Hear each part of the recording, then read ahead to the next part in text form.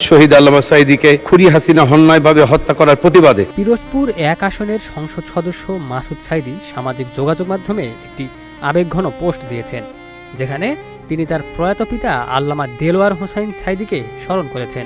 পোস্টে তিনি জাতীয় সংসদে নিজের দৈনন্দিন কার্যক্রমের কথা উল্লেখ করেন। তিনি বলেন, সংসদে দায়িত্ব পালন, এলাকার উন্নয়ন নিয়ে আলোচনা এবং বিভিন্ন মন্ত্রণালয়ে যোগাযোগের মধ্যেই তার সময় কেটে যায়।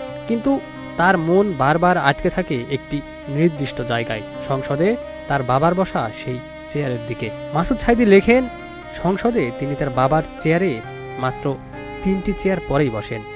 এটিকে তিনি নিজের সৌভাগ্য বলেও উল্লেখ করেন এবং বলেন তিনি বারবার সেই চেয়ারের দিকে তাকান। পোস্টে তিনি আরও উল্লেখ করেন, এটি সেই চেয়ার যেখানে বসে তার বাবা দেশের সংসদীয় কার্যক্রমে অংশ নিতেন, কোরআনের বাণী তুলে ধরতেন এবং দেশের উন্নয়ন নিয়ে কথা বলতেন।